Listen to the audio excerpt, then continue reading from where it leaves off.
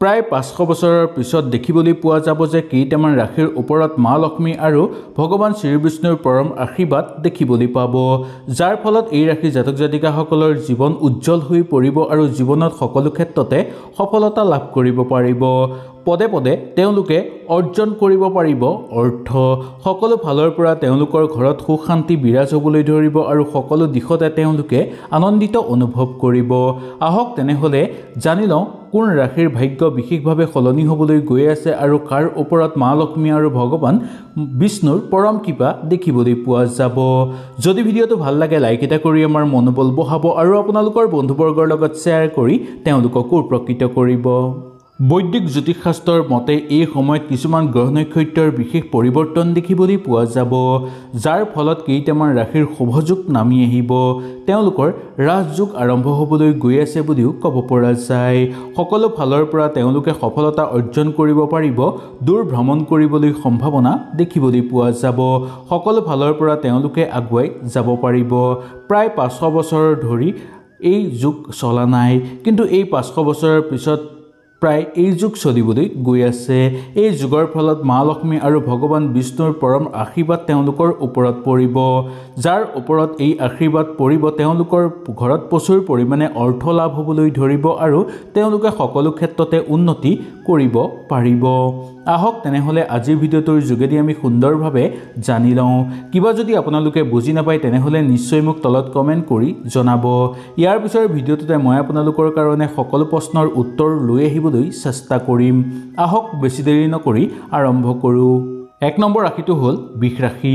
বৃষ ৰাশিৰ জাতক জাতিকাসকলৰ ওপৰত মা লক্ষ্মী আৰু ভগৱান শ্ৰীবিষ্ণুৰ পৰম কৃপা পৰিবলৈ গৈ আছে, যাৰ ফলত তেওঁলোকে বহু গুৰুত্বপূৰ্ণ ফলত লাভ কৰিব পাৰিব বা তেওঁলোকৰ জীৱনলৈ বহু গুৰুত্বপূৰ্ণ শুভ ফল অহাৰ যোগ দেখিবলৈ পোৱা যাব। কাৰণ বুধ আৰু শুক্ৰ সেই ৰাশিত গমন কৰিবলৈ গৈ আছে, যাৰ ফলত তেওঁলোকে সকলো ক্ষেত্ৰতে সফলতা অৰ্জন কৰিব পাৰিব। এই ক্ষেত্ৰত আপোনালোকৰ ঘৰত অৰ্থ জমা হ'বলৈ ধৰিব বা সঞ্চয় হ'বলৈ ধৰিব। এই সময়ত আপোনালোকৰ আয় মাত্ৰা বৃদ্ধি পাবলৈ ধৰিব, জীৱনত উন্নতি কৰিব পাৰিব। এই সময়খিনি কিবা ক্ষেত্ৰত বিনিয়োগ কৰিলেও ভাল লাভৱান হোৱা দেখিবলৈ পোৱা যাব।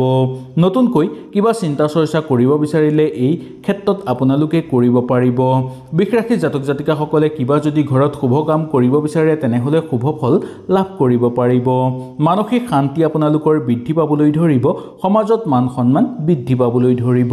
নতুনকৈ কিবা চিন্তা চৰ্চা যদি আপোনালোকে কৰিব বিচাৰে তেনেহ'লেও সুন্দৰভাৱে আপোনালোকে সেই চিন্তা চৰ্চা কৰি চাব পাৰে। ইয়াৰ পৰাও আপোনালোকে ভাল ফল অৰ্জন কৰিব পাৰিব। শত্ৰু ধ্বংস হৈ পৰিব আৰু বন্ধুৰ সংখ্যা বৃদ্ধি পাবলৈ ধৰিব। বন্ধুৱে সকলো ক্ষেত্ৰতে আপোনালোকক সহায় সহযোগিতা কৰিব আৰু আত্মীয়ৰ পৰাও পূৰ্ণ সহযোগিতা আপোনালোকে লাভ কৰিব পৰাৰ সম্ভাৱনা দেখিবলৈ পোৱা যাব। ঘৰৰ পৰা দুখ দৰিদ্ৰতা দূৰ হৈ পৰিব আৰু ঘৰত শুভ শক্তিৰ আগমন ঘটিবলৈ ধৰা দেখিবলৈ আপোনালোকে পাব। নতুনকৈ কিবা ঘৰত যদি কাম আৰম্ভ আপোনালোকে কৰিব বিচাৰে তেনেহ'লেও সুন্দৰভাৱে আৰম্ভ কৰিব পাৰিব। ইয়াৰ পৰা ভাল উচিত লাভ কৰিব পাৰিব আৰু ধন জমাও আপোনালোকে কৰিব পাৰিব। বহুদিনৰ পৰা যদি কিবা কষ্ট আপোনালোকে ভোগ কৰি আছে, সেই কষ্ট কিছু পৰিমাণে আপোনালোকৰ পাতল হৈ পৰা দেখিবলৈ পোৱা যায়। 2 নম্বৰ ৰাশিটো হ'ল সিংহ ৰাশি। সিংহ ৰাশিৰ জাতক জাতিকাসকলৰ কাৰণে গ্ৰহ নক্ষত্ৰৰ শুভ যোগাযোগ ফল দেখিবলৈ আপোনালোকে পাব। গ্ৰহ নক্ষত্ৰৰ পৰিৱৰ্তনৰ ফলতেই নতুন নতুন সুযোগ সুবিধা আপোনালোকৰ ঘৰলৈ আহিব। দাম্পত্য জীৱনত সুখ শান্তি বৃদ্ধি পাবলৈ ধৰিব আৰু দাম্পত্য জীৱনত মৰম চেনেহ বৃদ্ধি পাবলৈ ধৰা দেখিবলৈ পোৱা যাব। ব্যৱসায়িক বাণিজ্যৰ লগত যদি আপোনালোক জড়িত হৈ আছে তেনেহ'লে সেই ব্যৱসায়টো উচিত ফল লাভ কৰিব পাৰিব। নতুন ব্যৱসায় আৰম্ভ কৰিব বিচাৰিলেও আপোনালোকে সুন্দৰভাৱে আৰম্ভ কৰিব পাৰিব। নতুন ব্যৱসায়ত বিনিয়োগ কৰি লাভৱান হোৱাৰ সম্ভাৱনা দেখিবলৈ পোৱা যাব। আৰ্থিক ক্ষেত্ৰত আপোনালোকৰ উপাৰ্জনৰ মাত্ৰা বৃদ্ধি পাবলৈ ধৰিব বা আৰ্থিক ক্ষেত্ৰত আপোনালোকৰ উপাৰ্জন সৰ্বাধিক বৃদ্ধি পাবলৈ ধৰা দেখিবলৈ পোৱা যাব। শুক্ৰ আপোনালোকৰ শুভ স্থানত থকাৰ কাৰণে আৰু মংগলৰ স্থান পৰিৱৰ্তন হোৱাৰ ফলত আপোনালোকৰ বুদ্ধিৰ বিকাশ ঘটিবলৈ ধৰিব। বিদ্যাৰ্থীসকলে উচ্চ পদবী লাভৰ সম্ভাৱনা দেখিবলৈ পাব বা নিবনুৱাসকলে উচ্চ পদবী বা মনে বিচৰাৰ ফল আপোনালোকে লাভ কৰিব পাৰিব। নতুনকৈ ঘৰত যদি কিবা মাংগলিক অনুষ্ঠান অনুষ্ঠিত কৰিব বিচাৰে পাৰিব। কাৰ্যকৰী পৰিকল্পনা আপোনালোকৰ সিদ্ধি হৈ পৰিব। প্ৰচুৰ পৰিমাণে ঘৰত অৰ্থ অহাৰ আগমন দেখিবলৈ পাব বা অৰ্থ অহাৰ বাট আপোনালোকৰ মুকলি হৈ পৰিব। বিয়া বাৰুৰ প্ৰবল যোগ আপোনালোকৰ ঘৰত দেখিবলৈ পোৱা যাব। বিবাহৰ কাৰণে কাৰোবাক যদি প্ৰস্তাৱ প্ৰেৰণ কৰিব বিচাৰে প্ৰেৰণ কৰিব পাৰিব আৰু প্ৰেমৰ প্ৰস্তাৱো প্ৰেৰণ কৰিব বিচাৰিলে কৰিব পাৰিব। এই ক্ষেত্ৰত আপোনালোকৰ সংগ সুখ প্ৰায় দেখিবলৈ পোৱা যাব। ইয়াৰ পিছৰ ৰাশিটো হ'ল ধনুৰাশি। ধনুৰাশি জাতক জাতিকাসকলৰ ওপৰত মা লক্ষ্মী আৰু ভগৱান শ্ৰী বিষ্ণুৰ পৰম কৃপা দেখিবলৈ পোৱা যাব। এই কাৰণে আপোনালোকৰ জীৱনৰ প্ৰত্যেকটো ক্ষেত্ৰতে শুভ ফলাফল অহাৰ সম্ভাৱনা দেখিবলৈ পোৱা যাব।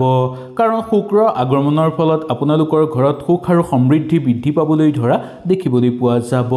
কৰ্মক্ষেত্ৰত অধিক পৰিমাণে অৰ্থ অৰ্জন কৰিব পাৰিব আৰু কৰ্মক্ষেত্ৰত আপোনালোকে সন্মান লাভ কৰিবলৈও সক্ষম হোৱা দেখিবলৈ পোৱা যাব। এই সময়খিনিত আপোনালোকৰ নিজৰ প্ৰতিভাও দেখুৱাব পাৰিব। আপোনাৰ জীৱনত গুৰুত্বপূৰ্ণ সিদ্ধান্ত ল'ব পাৰিব। এই সময়ত আপোনালোকে সংগ সুখ লাভ কৰিবলৈও সক্ষম হোৱা দেখিবলৈ পোৱা যাব পাৰে। টকা পইচা উপাৰ্জনৰ ক্ষেত্ৰত বাট মুকলি হ'ব আৰু কিবা কাৰণত যদি টকা পইচা কোনোবা ক্ষেত্ৰত বিনিয়োগ কৰিব বিচাৰে তেনেহ'লেও আপোনালোকে সুন্দৰভাৱে বিনিয়োগ কৰিব পাৰিব। ইয়াৰ পৰা ভাল ফল আপোনালোকে লাভ কৰিব পাৰিব। ব্যৱসায়িক বাণিজ্যৰ ক্ষেত্ৰত আপোনালোকৰ সুখ দেখিবলৈ পোৱা যাব আৰু ব্যৱসায়িক বাণিজ্যৰ ক্ষেত্ৰত কিছু চিন্তা আপোনালোকৰ পাতল হৈ পৰিব।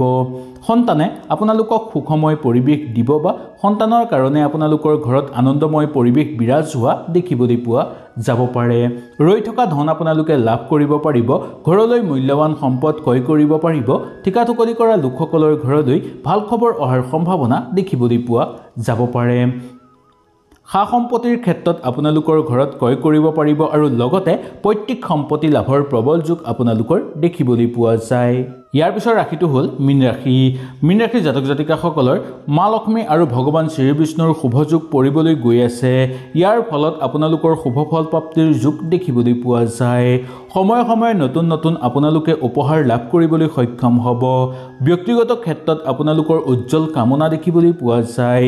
এই সময়খিনি আপোনালোকৰ উন্নতিৰ যোগ দেখিবলৈ পোৱা যায়। কৰ্মক্ষেত্ৰত আপোনালোকৰ নতুন সুযোগ বা যোগাযোগ দেখিবলৈ পোৱা যাব।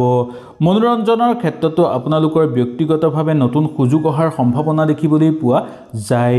বৈবাহিক ক্ষেত্ৰত মধ্যমভাৱে পাৰ হ'ব যদিও ঘৰত সুখ শান্তি বিৰাজ হোৱা দেখিবলৈ পোৱা যাব। এই সময়খিনি মানুহৰ লগত চলি যাবলৈ চেষ্টা কৰিব। বিবাহৰ কাৰণেও এই সময়খিনি অতি গুৰুত্বপূৰ্ণ বা শুভ বুলি মনা গৈছে। সকলো ফালৰ পৰা আপোনালোকৰ ঘৰলৈ নতুন নতুন শুভবাৰ্তা অহাৰ সম্ভাৱনা দেখিবলৈ পোৱা যাব।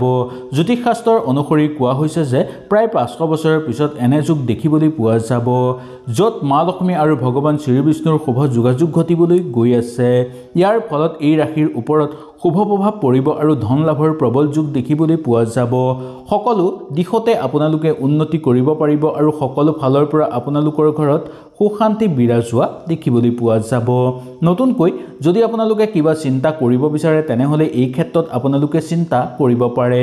ঘৰলৈ যদি কিবা মূল্যৱান সম্পদ ক্ৰয় কৰিব বিচাৰে তেনেহ'লেও এই ক্ষেত্ৰত আপোনালোকে মূল্যৱান সম্পদ ক্ৰয় কৰিব পাৰিব।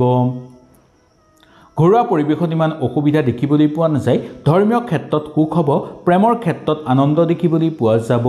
নিবনুৱাসকলৰ কাৰণে অত্যন্ত শুভ হ'ব আৰু নিবনুৱাসকলে মনে বিচৰা কাম বিচাৰি পোৱাৰ যোগ দেখিবলৈ পোৱা যাব। হয়তো এই ভিডিঅ'টোৰ যোগেদি আপোনালোকে সুন্দৰভাৱে বুজি পালে। যদি কিবা অসুবিধা পালে নিশ্চয় মোক তলত কমেণ্ট কৰি জনাব। আপোনালোকৰ সকলো প্ৰশ্নৰ উত্তৰ মই আপোনালোকক দিবলৈ চেষ্টা কৰিম। তেনেহ'লে আজিলৈ আপোনালোকৰ ওচৰৰ পৰা বিদায় লৈছোঁ। কালিলৈ পুনৰ আপোনালোকক লগ পোৱাৰ প্ৰতিশ্ৰুতিৰে আজিলৈ নমস্কাৰ।